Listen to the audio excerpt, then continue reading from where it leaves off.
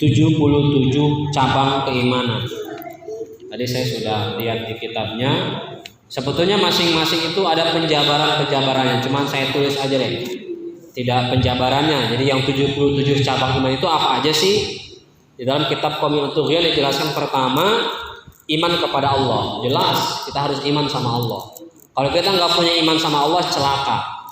Yang kedua, iman kepada Rasulullah. Tentu harus iman kepada Rasulullah yang jumlahnya berapa? 200 berapa ribu? Apa 12 ribu? Berapa? 124 ribu? Apa lupa saya. Itu yang jumlah secara total keseluruhan. Tapi Rasul itu ada yang wajib kita tahu 25. Dan yang wajib kita imani yang lebih utama adalah Rasulullah SAW di samping dengan yang lainnya. Kemudian iman kepada para malaikat ada 10. Totalnya jutaan malaikat banyak, bahkan miliaran, bahkan triliunan jumlah malaikat banyak. Kok triliunan? Setiap hari apa malaikat ada? Ada, setiap hari malaikat tercipta. Dari mana? Setiap baca sholawat, satu huruf sholawat itu bisa jadi satu malaikat. Bahkan satu lisan kita baca satu huruf satu huruf dari baca sholawat itu dijadikan wajah 350. Dari 350 wajah ada mulut. Satu wajah itu mulutnya 350 kalau nggak salah. Satu mulut dijadikan lisan 350. Itu memintakan ampun kepada orang yang membaca sholawat kepada Allah Subhanahu wa taala, itu dimintakan ampun. Bahkan itu tercipta malaikat. Ada malaikat yang khusus untuk memintakan ampun kepada Allah bagi orang yang baca sholawat. Bahkan setiap tetesan wudhu jadi malaikat. Setiap tetesan wudhu jadi malaikat. Kita kalau wudhunya benar, tuntas dari awal sampai akhir benar, rukun dan syaratnya benar ya, nggak ada yang tertinggal setetes pun, itu jadi malaikat setiap tetesan. Maka setiap kali wudhu jangan dielap, dibersihin pakai handuk, jangan. Biarin aja. Ngocor aja, biarin setetes itu akan memintakan ampun kita terhadap dosa-dosa kita kepada Allah Subhanahu wa taala. Yang keempat, cabang iman yang keempat itu adalah iman kepada Quran dan semua kitab suci yang diturunkan ke bumi. Kita tahu ada Quran, Zabur, Taurat, Injil dan suhuf lainnya. Karena yang lainnya disebut dengan suhuf. Nabi Ibrahim ada suhufnya tersendiri, berapa suhuf masing-masing. Ada yang 80 suhuf, ada yang sekian suhuf. Nah, dari keseluruhan kitab suci itu yang ada di muka bumi itu semuanya terkumpul, tercakup, disempurnakan oleh Al-Qur'anul Karim. Kita harus imani itu. 5, iman kepada qada dan qadar. Takdir baik dan buruknya itu dari Allah Subhanahu wa taala. Jangan diingkari. Malam hari ini yang hadir di majelis ini berdasarkan takdirnya Allah. Sudah ada catatannya di Lauhil Mahfuz, malam Ahad ini yang hadir di majlis ta'lim sholawat Syifatul Durar itu si A, B, C, D. Dia yang hadir. Besok ntar subuh yang sholat subuh siapa nih? Sudah ada catatannya. Semua ada. Ntar nih pulang ke rumah ada kesandung batu, ada catatannya. Sandung batu dia jatuh misalkan. Ntar nih kebagian saya dapat ngambil makan apa, emang ada catatannya, tangan saya ngambilnya misalkan apa nih. Ada semua, nggak ada terlepas dari catatan Allah Subhanahu wa taala, semuanya ada. Kalau gitu kita nggak usah ngapa-ngapain, nggak ada catatannya, nggak begitu. Ikhtiar itu wajib, mengusahakan diri kita menjadi baik itu wajib. Jangan sampai ada pemahaman semua udah catat sama Allah, kok sudah catat sama Allah, ngapain kita harus usaha. Ada takdir yang harus diusahakan, ada takdir yang memang sudah ketentuan Allah tidak bisa dirubah. Ada yang harus dirubah takdir, ada yang tidak bisa dirubah. Tapi kita harus tetap iman kepada qada dan qadar. Iman kepada hari akhir tentu. Jangan sampai bilang hari akhir itu imajinasi, hayalan, tipuan. Jangan sampai bilang seperti itu ya. Hari akhir itu pasti ada. Iman kepada kebangkitan setelah mati. Ada hari kebangkitan, yaumul ba'ats, setelah kematian. Orang meninggal dikuburin, nanti nungguin. Kalau orang yang banyak amal ibadahnya, dia merasa baru kemarin saya dikuburin kok cepet amat udah bangkit lagi we. Tapi orang yang banyak dosanya, ya Allah cepetan dong hari kiamat sehingga betah di kuburan, pengen cepet-cepet. Orang banyak dosa pengen cepet-cepet. Nah, itu pasti ada hari kebangkitan sesudah mati. Kemudian iman kepada hari dikumpulkannya manusia sesudah dibangkitkan dari kubur, yaitu di padang mahsyar. Kita harus percaya, harus miliki iman kita kalau nanti kita dikumpulkan di padang mahsyar semuanya. Semuanya tanpa terkecuali akan dikumpulkan di padang mahsyar. Kemudian yang kesembilan, iman bahwa tempat kembalinya mukmin surga dan orang kafir di neraka. Kita harus percaya itu, yakin. Setiap orang mukmin, mukmin yang tipe apapun, mukmin yang eksklusif, mukmin yang tidak eksklusif, mukmin yang ekonomi, mukmin yang tidak ekonomi, pokoknya taraf tingkatan mukmin apapun, tempat kembalinya surga. Orang kafir tempat kembalinya neraka. Itu ya. 10, iman kepada wajibnya kita cinta kepada Allah. Ini wajib nih, cinta kepada Allah. Jangan dibilang cinta sama Allah sunnah. Siapa yang bilang? Cabangnya iman mengatakan bahwa iman kepada Allah itu wajib. Dan iman kepada wajibnya takut kepada Allah harus. Kita takut kepada Allah itu harus. 12, iman kepada wajibnya berharap kepada Allah. Wajib kita berharap sama Allah. Berharap sama Allah mah, sama Tuhan mah lama, PHP. Ini kan sama orang, jelas sama orang minta kita dikasih. Enggak begitu. Roja itu pengharapan tetap harus sama Allah. Kita harus punya keyakinan. Coba dah buktikan. Kalau kita yakin betul-betul 100%, pasti. Manusia kadang-kadang kalau beda dengan harapan kita, mintanya 10 juta, kadang-kadang dikasih cuman gocap, cepet. Tapi memang ketika kita minta sama Allah, berharap sama Allah, kadang-kadang Allah kasihnya nggak sesuai dengan harapan.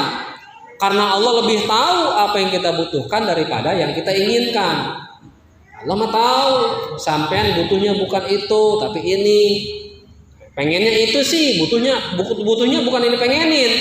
Sampean butuhnya sekarang makan ikan teri, jangan pengen makan daging. Begitu aja. Ya, jadi berharap kepada Allah itu hukumnya wajib, harus beriman. Kemudian iman kepada kita wajib tawakal kepada Allah. 13. 14, iman kepada wajibnya kita cinta kepada Rasulullah. 15, iman kepada wajibnya kita mengagungkan dan memuliakan Nabi Muhammad SAW. Jadi kalau ada orang yang bilang Maulid diagung-agungin, Nabi diagung-agungin, biasa aja lah. Dia imannya kurang. Ada yang kurang di imannya. Karena mengagungkan Rasulullah, mengagungkan Nabi itu termasuk daripada cabang keimanan kita. Ada yang berbeda tuh ya. Kalau ada orang yang bilang, ngapain sih terlalu diagung-agungin? Kayaknya dikultusin banget sih.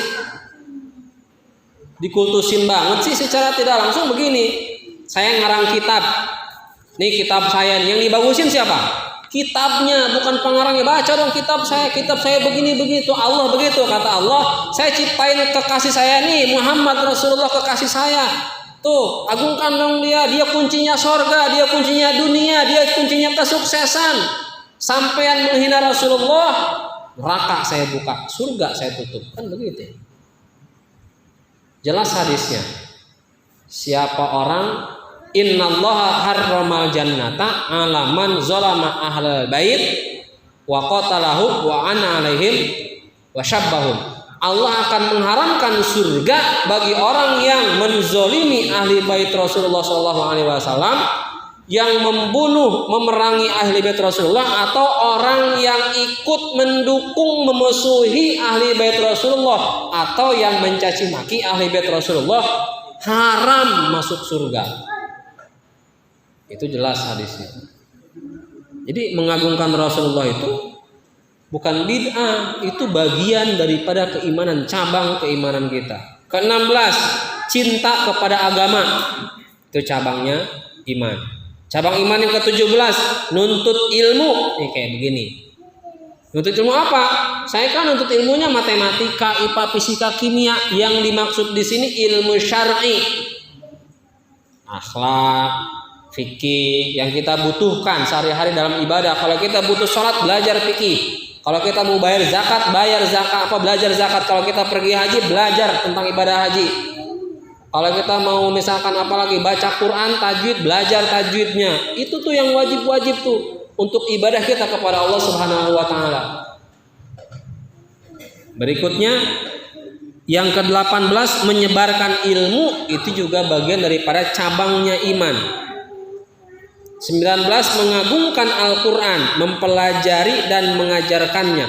Ini Quran diagungkan, mengagungkan Al-Quran. Saya pernah satu ketika ngaji, ikut pengajian waktu masih remaja, ikut pengajian Quran, ngaji Quran kita dengerin biasa.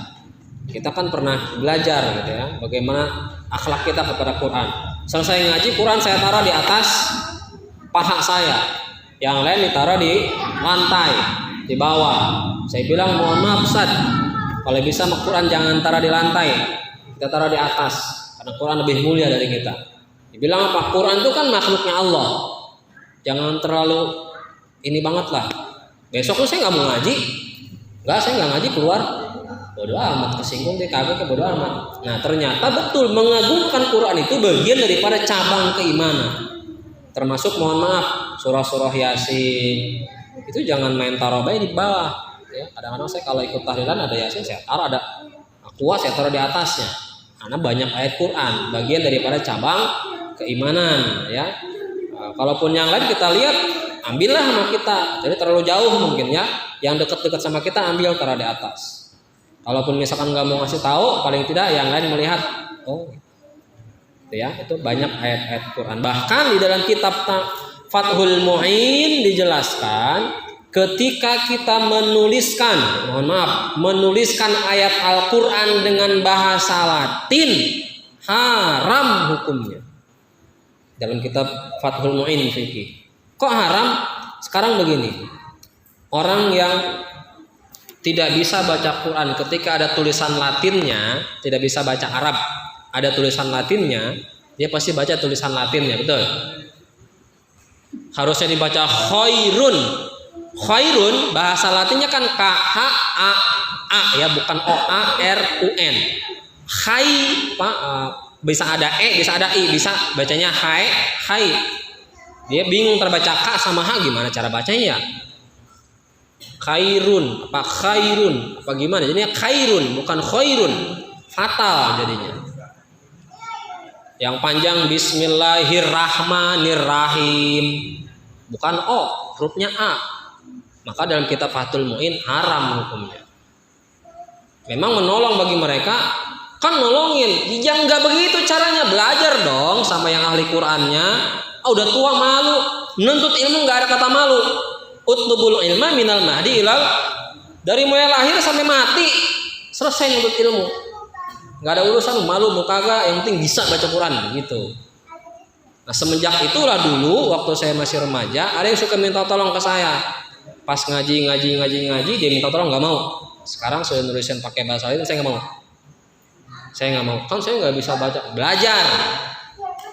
Dia terus singgung, dia enggak, bodo amat. Saya udah tahu. Jadi ketika kita udah tahu, maka ketika ada orang minta nulisin apa, termasuk itu tuh apa namanya, mohon maaf kalau di undangan tuh ada kalimat Bismillahirrahmanirrahim. Saya kalau lagi ini ke percetakan tuh kemana, jangan tulisin Bismillah di situ. Kenapa emang? Enggak. Undangan sebar, baca, taruh, buang, injek orang, kena. Ada nama Allah juga, asma Allah gitu kan, kena. Udah nggak usah pakai Bismillah, hapus saya Bismillahnya. Termasuk mohon maaf, saya termasuk yang nggak sepaham dengan mohon maaf, di mobil ada kalimat-kalimat Allah atau ayat Quran, ya itu kan ketika dicuci sabun, kocok kotor, mengagungkan kepada ayat Qurannya lah, itu pendapat pribadi saya. Walaupun ada yang lain menempelkan, buat saya nggak termasuk. Dulu di motor isi saya ada bacaan Bismillahirrahmanirrahim, copot. Nanti kamu pas lagi head bawa motor kepegang-pegang sama kamu, copot. Nah, itu sampai saya begitu diajarkan oleh guru-guru saya itu seperti itu. Nah, mudah-mudahan kita lebih bisa mengagungkan lagi kepada Quran ya. Syu'abul iman berikutnya toharoh, bersuci. Ada istinja, baik dari hadas kecil, hadas besar, berwudu. Itu wudu luar biasa. Kita cuci tangannya lebih dari 3 kali 4 kali setiap kali membasuh anggota wudu, pasti nyuci tangan. Syu'abul iman berikutnya nomor 21, sholat 5 waktu. Syu'abul iman yang nomor 22 zakat. Nomor 23 puasa. Nomor 24 i'tikaf. Mumpung belum selesai nih ngaji, nawaitu an ataqifa fi hadzal masjidi sunnatullahi taala. Udah niat, tadi lupa niat. Jadi setiap ada di masjid niat aja i'tikaf. Mau itu cuma sholat sunnah biar dapat kesunahan i'tikaf. Nomor 25 syu'abul imannya haji. Nomor 26 jihad. Nomor 27 menyusun kekuatan fi sabilillah. Ternyata bagian daripada keimanan. Cabangnya iman tuh menyusun kekuatan fi sabilillah. Kita umat Islam harus kuat. Ya, jangan sampai dikalahkan terus oleh orang-orang kafir. 28 tegar di hadapan musuh, artinya tidak lari di medan perang. Kalau udah maju ke medan perang, pantang mundur. Nah, tapi ketika sudah di medan perang, niat harus betul-betul ikhlas. Karena ada zaman dulu orang syahid, mati syahid, pergi berjuang di medan perang, dia hanya dapat syahid dunia. Di akhirat masuk neraka. Karena niatnya lain. Oh, saya kan ikut perang, mati syahid. Iya, syahidnya dunia, pengen begini. Di akhirat masuk neraka. Itu juga harus hati-hati. Hati kita harus dijaga. Menunaikan khumus. Ini saya belum lihat penjabarannya khumus apa. Nanti insya Allah saya lihat khumus. Karena di kitabnya tadi saya cuma rangkumin secara nomor ini begini, nomor ini begini. Nomor aja karena banyak banget 77. Menunaikan khumus. Insya Allah nanti kesempatan berikutnya. Nomor 30 membebaskan budak untuk taqarrub kepada Allah. Sekarang udah nggak ada budak ya. Nomor 31 menunaikan kafarat wajib. Kafarat wajib misalkan pembunuhan, zihar, kafarat sumpah, kafarat jima di siang hari Ramadan dan fidyah. Itu harus ditunaikan. Kalau kita punya salah, kita pernah bersumpah jabatan atas nama Allah Subhanahu wa taala, wallahi billahi tallahi wa asyhadu alla ilaha illallah wa asyhadu anna muhammadar rasulullah, wallahi billahi tallahi saya akan begini. Jadi wakil wali kota sumpah. Ketika melanggar sumpahnya itu ada yang dilanggar lain dan sebagainya, tidak dijalankan, bayar kafarat sumpahnya. Kalau tidak salah puasa berturut-turut 3 hari apa saya lupa ya. Dan juga ada fidyah, gitu kan, fidyah tentang sholat, fidyahnya puasa ya. Nomor 32 menepati akad atau janji. Nomor 33 mensyukuri nikmat. Nomor 34 menjaga lisan. Nomor 35 menunaikan amanah. Nomor 36 tidak melakukan pembunuhan dan kejahatan terhadap jiwa manusia. Nomor 37 menjaga kemaluan dan kehormatan diri. Nomor 38 menjaga diri dari mengambil harta orang lain secara batil. Nomor 39 menjauhi makanan dan minuman yang haram dan bersikap warok. Nomor 40 menjauhi pakaian dan perabotan yang diharamkan. Nomor 41 jauhi permainan dan hal-hal yang sia-sia yang bertentangan dengan syariat Islam. Nomor 42 sederhana dalam penghidupan atau nafkah dan menjauhi harta yang haram. Nomor 43 tidak benci, tidak iri, tidak dengki. Nomor 44 tidak menyakiti atau mengganggu manusia. Nomor 45 ikhlas dalam beramal, tidak riya. Nomor 46 senang dan bahagia dengan kebaikan, sedih dan menyesal dengan keburukan. Nomor 47 segera bertaubat ketika berbuat dosa. Nomor 48 berkurban dan akikah. Nomor 49 menaati ulil amri. Ulil amrinya yang tentu tidak bertentangan dengan syariat agama ya. Nomor 50 berpegang teguh kepada jamaah. Siapa ahlu sunnah wal jamaah? Kita pegang teguh tuh. Jangan sampai salah. Ntar malah hari ke khawarij, malah hari lagi ke mana-mana yang 72 golongan. Kita pegang teguh kepada ahlu sunnah wal jamaah. 51 menghukumi di antara manusia dengan adil. 52 amar ma'ruf nahi munkar. 53 tolong menolong dalam kebaikan dan takwa. 54 malu. 55 berbakti kepada orang tua. 56 sambung silaturahim. 57 berakhlak mulia. 58 berlaku ihsan pada para budak. 59 budak yang menunaikan kewajibannya kepada majikannya. Ini sekarang sudah tidak ada budak. Nomor 60 menunaikan kewajiban kepada anak dan istri. Kewajiban sama anak dan istri jangan sampai lupa ya. Kita jangan enak-enakan ibadah, anak dan istri nggak dipikirin misalnya ya, itu nggak boleh. 61 mendekatkan diri kepada ahli agama, cinta sama ahli agama dan menyebarkan salam di antara mereka. 62 menjawab salam. 63 mengunjungi orang sakit. 64 mensolati mayit yang beragama Islam. 65 mendoakan orang yang bersin. 66 menjauhkan diri dari orang-orang kafir dan para pembuat kerusakan. Tapi kalau seandainya kita dekat dengan orang-orang kafir, artinya yang tidak dikhawatirkan kalau kita dekat dengan orang kafir itu bisa merubah keimanan kita masuk ke dalam keimanan mereka. Tapi kalau kita bisa menjaga diri kita dan kita bisa membawa mereka masuk ke dalam Islam, itu luar biasa. 67, muliakan tetangga. 68, muliakan tamu. 69, menutupi aib orang. 70, sabar terhadap musibah, sabar terhadap kelezatan, sabar terhadap kesenangan. Jadi sabar itu bukan semua sama musibah. Kita dikasih nikmat, dikasih kesenangan, dikasih kebahagiaan, suruh sabar juga. Jangan sampai terlena, ya. 71, zuhud dan tidak panjang angan-angan. 72, giroh, ada semangat dan lemah lembut. 73, berpaling dari perkara yang sia-sia. 74, berbuat yang terbaik. 75, sayang kepada yang lebih muda, hormat kepada yang tua. 76, mendamaikan orang yang bersengketa. 77, cinta kepada setiap manusia. Ar-Rahimuna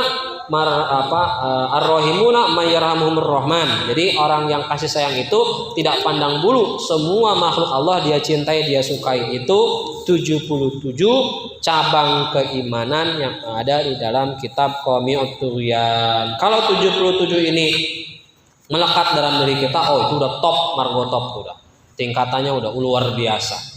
Cuman kan dari 77 itu kan kita cuman baru beberapa. Itu juga ntar kita hapus lagi sama dosa kita. Iman kita hapus lagi sama dosa kita sama yang lain. Kadang-kadang gugur gitu ya. Nah, itu kalau bisa kita tingkatin aja terus. Mudah-mudahan apa yang disampaikan pada malam hari ini tentang Syu'abul Iman, ya kalau mau beli kitabnya namanya Qami'ut Tughyan, itu ada 77 tentang Syu'abul Iman. Mudah-mudahan bermanfaat apa yang disampaikan pada malam hari ini. Insyaallah kita umur panjang, kita akan kembali lagi dengan taklim yang lebih bermanfaat di dalam kitab Tanqihul Qaul. Ada nanti dalam kitab Tanqihul Qaul pembahasan tentang sorban. Ternyata para malaikat pakai sorban. Kesunahan pakai sorban itu bagaimana? Lagi kumpul-kumpul sama orang juga sunah pakai sorban. Jadi bahkan jangan sampai hilang. Lagi sholat juga dalam kitab fikih, kalau nggak ada sorban, nggak punya sorban, cari sampai disuruh cari tali, taruh di sini. Tali, cuma suruh nyari tali supaya dapat pahala. Karena orang yang bersorban itu saya lupa dalam kitab ini ada 70 bedanya dengan orang yang tidak pakai sorban. Sama dengan sholat sunnah. Ya kalau nggak salah sholat sunnah dengan bersiwak tanpa sholat sunnah yang pakai siwak, pahalanya lebih tinggi yang bersiwak dulu. Nanti insya Allah kita sampai kepada pembahasan tersebut. Cuman masih lama. Mudah-mudahan kita panjang umur. Belum lagi bab habis ini kan babnya bab wudu. Ini bab wudu kalau kita mau pelajarin satu-satu, lama banget. Nanti kalau misalkan wudu itu ada di anggota tubuh kita ada yang daging lebih, itu gimana cara basuhnya? Kalau daging lebih, kalau kepotong tangannya di sini misalkan itu bagaimana? Kalau kakinya ada 2, nah itu gimana? Kakinya ada, nah itu gimana cara basuhnya? Lain hal sebagainya. Kalau cambang kan perempuan cambangnya panjang, itu gimana ngebasuhnya? Oh itu panjang lebar di dalam kitab yang lain. Insya Allah kita semua panjang umur, sehat walafiat. Kita bisa sama-sama belajar, diskusi, tidak untuk saling menggurui dalam hal kita berbuat baik dan meningkatkan iman takwa kita kepada Allah Subhanahu wa taala. Demikian, terima kasih banyak dan mohon maaf. Assalamualaikum warahmatullahi wabarakatuh.